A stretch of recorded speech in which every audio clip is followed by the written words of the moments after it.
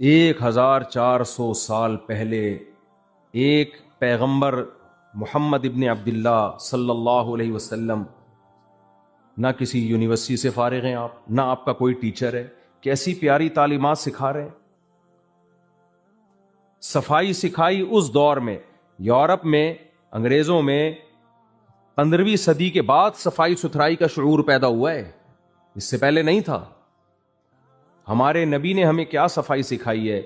فرمایا اذا استيقظ احدكم من منامه فلا يغمسن يده في الاناء حتى يغسلها ثلاثا۔ یہ عربوں کو سکھایا جا رہا ہے جو بدو ہیں بالکل، کہ تم میں سے جب کوئی سو کے اٹھے تو ہرگز اپنا ہاتھ پانی میں مت ڈالے جب تک کہ اسے 3 دفعہ دھو نہ لے۔ نلکوں کا رواج نہیں تھا نا، پانی استعمال کرنے کے لیے بالٹی میں، ٹب میں، برتن میں ہاتھ ڈالنا پڑتا تھا۔ آپ نے فرمایا ہرگز نہیں، حالانکہ ہاتھ پہ کوئی گندگی نہیں لگی ہے، ہاتھ صاف ستھرے ہیں۔ فرمایا نا فإنه لا يدري أين باتت يده، اسے کیا پتا رات کو ہو سکتا ہے کوئی گندگی لگ گئی ہے اس کے ہاتھ پہ۔ یہ طہارت سکھائی جا رہی ہے 1400 سال پہلے۔ ہم جس مذہب کو فالو کرنے والے ہیں وہ مذہب ہمیں حکم دے رہا ہے کہ صبح اٹھ کے، اب تو نلکے ہو گئے، وہ اب تکلف کی ضرورت نہیں ہے کیونکہ اب تو پانی بہہ کے نکل رہا ہے نا۔ وہ مذہب ہمیں حکم دے رہا ہے کہ آپ نے پانی میں صاف ہاتھ بھی نہیں ڈالنا، عین ممکن ہے وہ گندا ہو، تو آپ اس ہاتھ کو پہلے 3 دفعہ کسی اور طریقے سے برتن سے پانی لے کے دھوئیں اس کو، اس کے بعد ہاتھ پانی میں ڈالیں۔ یہ صفائی کس نے سکھائی ہے ہمیں؟ اسلام نے۔ ہمیں ضرورت نہیں ہے بھائی، ہمیں تو سکھانا ہے۔ آج ہم سکھا نہیں رہے، کیوں نہیں سکھا رہے؟ مذہب کا کانسیپٹ جو تھا وہ ختم ہو گیا ہے، جو نہیں تھا وہ ہماری سوسائٹی میں آ گیا ہے۔ مذہبی لوگوں سے لوگ ڈر رہے ہوتے ہیں، ویسے چندہ نہ مانگ لے کہیں، تو یہ نہ کر لے وہ۔ چندہ مانگنا بھی جائز ہے اور چندہ دینا بھی لازمی ہے۔ یہ مسجدیں بلوٹوتھ سے نہیں چلتی ہیں، صحیح ہے نا یہ پیسوں سے چلتی ہیں۔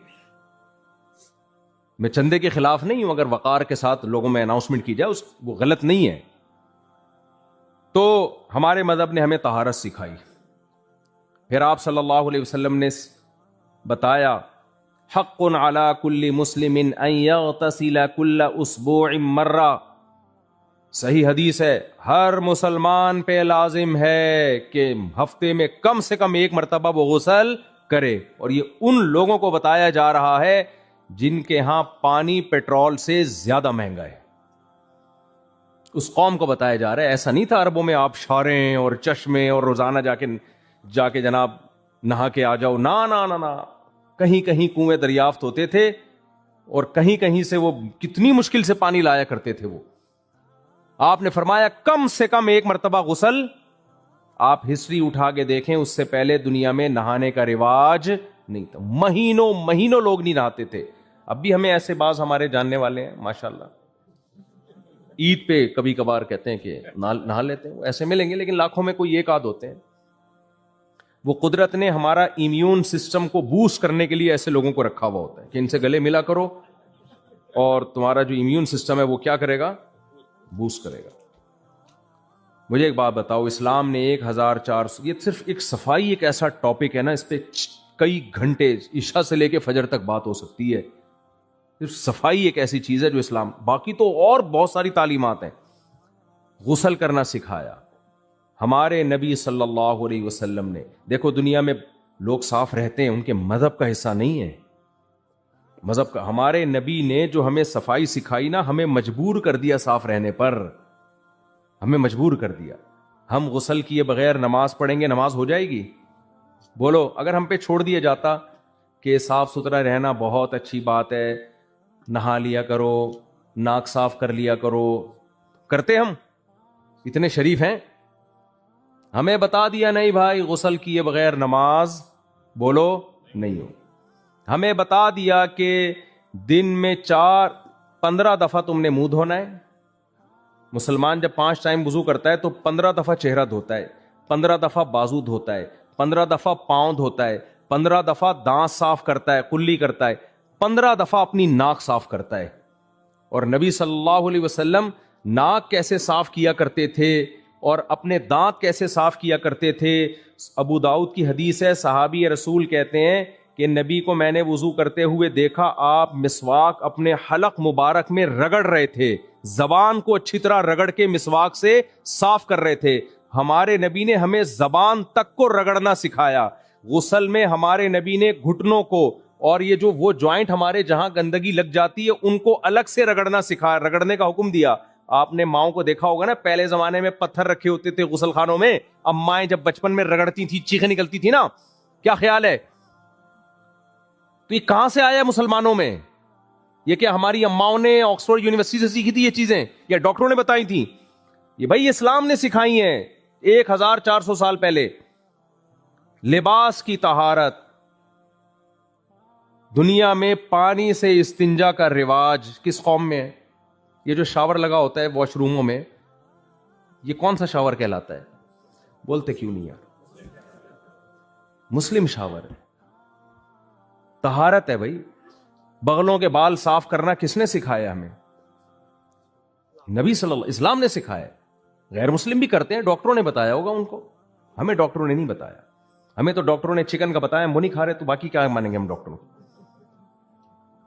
ہمیں تو ڈاکٹر پراٹھے سے منع کرتے ہیں, ہم پھوڑتے ہیں پھر بھی. ہمارے حضرت مفتی رشید احمد صاحب رحمہ اللہ تعالیٰ سے بہت پابندی سے کھاتے تھے روزانہ, بہت خاندانی صحت تھی حضرت کی, اللہ مغفرت فرمائے. اور ایسے دبلے پتلے, ایسے کھجور کی طرح نا, بالکل سیدھے اسٹریٹ, پیٹ اور کمر برابر, 80 سال کی عمر میں ایسے فٹ فاٹ تھے. تو سیب روزانہ کھاتے تھے. تو جب کراچی میں پاکستان میں سیب ختم ہوتے تو ٹورنٹو سے آتے تھے ان کے لیے سیب. وہ کہتے سیب کا ناغہ نہیں کرنا میں نے کبھی بھی, صحیح ہے نا, میٹھا سیب ہو, کھٹا نہ ہو. تو وہ کیا کرتے تھے, چھلکا اتار کے کھاتے تھے. تو کسی ڈاکٹر نے ان کو مشورہ دیا کہ سارے وائٹامن, میں ڈاکٹروں کے مشورے جو ہے نا, تو انہوں نے کہا یہ سارے وائٹامنس تو چھلکوں میں ہوتے ہیں. تو انہوں نے فرمایا پھر بسم اللہ کریں, آپ چھلکے کھائیں. کیا خیال ہے بھائی؟ بھائی سب کچھ وائٹامنس ہی تھوڑی ہے یار. تو حضرت فرماتے ہیں چھلکوں کو ہضم وہ نہیں ہوتے ہوں گے ان کے ہضم. خیر, تو کیا بات کر رہا تھا میں, وہ ٹاپک سے ہٹ جاتا ہوں نا, پھر دائیں بائیں ہو جاتا ہوں. وہ جو مثال دے رہا تھا میں, ہاں میں صفائی کی مثال دے رہا تھا. تو ہمارے نبی صلی اللہ علیہ وسلم نے ہمیں بغلوں کے بال صاف کرنا سکھایا 1400 سال پہلے. کسی کا ایک غیر مسلم کے میرے بیان پہ نا ایک ریئیکشن آیا تھا, اس پہ یہ کہا کہ بھائی اسلام نے جو یہ بغلوں کے بال صاف کرنے کا حکم دیا ہے اس کی وجہ یہ تھی کہ اس زمانے میں پانی نہیں تھا تو بدبو بہت ہو جایا کرتی تھی, تو اب پانی آ گیا تو اب صاف کرنے کی ضرورت نہیں ہے. نا نا نا نا, نبی صلی اللہ علیہ وسلم نے فرمایا 10 چیزیں پیغمبروں کی فطرت ہیں, اور جو چیز پیغمبر کی فطرت ہوتی ہے وہ انسانوں کی نیچر ہوتی ہے. اس میں آپ نے فرمایا ناخن تراشنا, آپ نے فرمایا نتف الابط, بغلوں کے بال اکھاڑنا. یہ جو ریزر سے صاف کیے جاتے ہیں ٹھیک ہے, some thing is better than nothing, لیکن اصل سنت اکھاڑنا ہے, جڑ سے اکھاڑنا اس کو. ایک دفعہ چیخ نکلتی ہے پھر ہمیشہ کے لیے عادت ہو جاتی ہے. عرب یہی کرتے ہیں, نتف الابط. اور حلق العانہ, زیر ناف بالوں کو صاف کرنا. یہ صفائی کس نے سکھائی ہے بھائی ہمیں؟ بولو نا. مونچھیں تراشنا, کتنے لوگ ہیں اتنی بڑی بڑی مونچھیں, بھائی تم انسان ہو یار, کیا کر رہے ہو؟ زینت بھی نہیں ہے اس میں. مونچھ الاؤنس بھی ملتے ہیں بعض جگہوں پر. تو پولیس میں کسی نے مجھے بتایا ہماری بڑی مونچھیں ہوتی ہیں اس کے الگ پیسے ملتے ہیں گورنمنٹ کی طرف سے. زینت بھی کوئی چیز ہے بھائی, زینت. تو نبی نے حکم دیا مونچھوں کو گھٹاؤ اور داڑھیوں کو بڑھاؤ. مرد کی زینت ہے داڑھی رکھنا. تو میں صرف صفائی کا ایک پہلو بیان کر رہا ہوں کہ کس قدر صفائی, کس قدر طہارت. خواتین کے لیے جو ماہواری ہے, مینسز ہیں, اس میں غسل کا حکم ہے جب اس سے پاک ہو جائیں. وہ اگر مینسز بند ہونے کے بعد غسل نہ کریں ان کی نماز ہو جائے گی. تو پتہ چلا یہ غسل آپشنل نہیں ہے, یہ ضروری ہے. اس کے بغیر آپ کی نماز قبول نہیں ہوگی, آپ کا روزہ قبول نہیں ہوگا. ان کو بھی غسل کروایا اللہ تعالیٰ نے. اللہ نے حکم دیا یسألونک عن المحیض قل هو اذن فاعتزلوا النساء فی المحیض. فرمایا مینسز کی حالت میں زوجہ کے پاس مت جاؤ, یہ گندگی ہے, گندگی میں ملوث مت ہو. میاں بیوی کے درمیان جو ریلیشن ہوتا ہے اس میں بھی طہارت کا خیال کیا گیا ہے. کوئی ایسا کام مت کرو جو جو انسانیت کے لائق نہیں ہے، جو غلاظت کا کام ہے